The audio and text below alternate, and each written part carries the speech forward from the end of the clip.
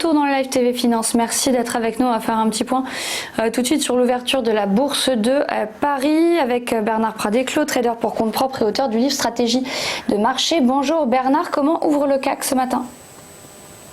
Bonjour Clotilde, pour tout le monde. Et alors écoutez, ce matin on a une petite reprise haussière qui n'est pas très spectaculaire et on gagne un petit peu plus de 1%. Ce qu'il faut remarquer, c'est qu'hier on a eu par contre aux États-Unis donc des hausses très spectaculaires, qui étaient évidemment donc un effet miroir avec ce qu'on avait connu la semaine dernière.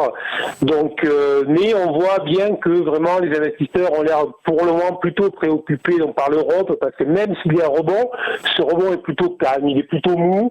On va remarquer qu'il y a un certain nombre de valeurs qui avaient été délaissées, qui sont en train de rebondir ce matin, comme Saint-Gobain, comme Arcelor, comme Sanofi.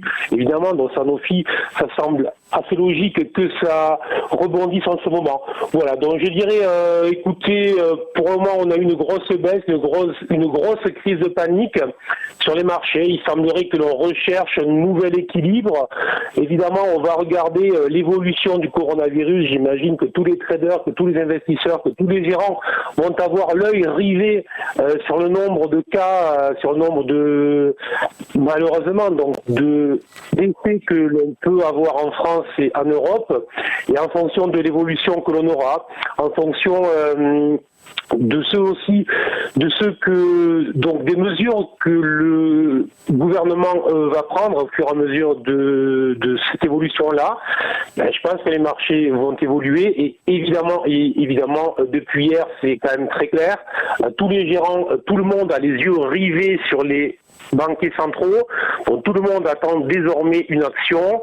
On sait très bien que comme c'est plutôt une crise de l'offre, on sait très bien qu'une baisse des taux ne fera pas grand-chose. Donc on va aussi attendre que les gouvernements et Sauvereur ils se réunissent aujourd'hui en téléconférence justement pour éviter tous les problèmes. C'est le G7 Sauvereur qui se réunit d'aujourd'hui pour envisager là aussi des relances budgétaires. Voilà.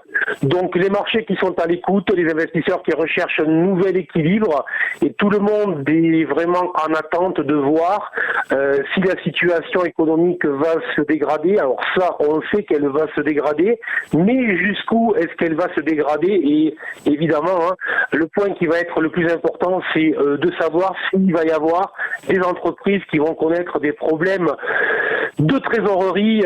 Ça va être éventuellement sur ce niveau-là que la situation pourrait se dégrader ultérieurement et très fortement. Voilà. Merci beaucoup Bernard. Petite pause tout de suite et on va après s'intéresser aux market movers.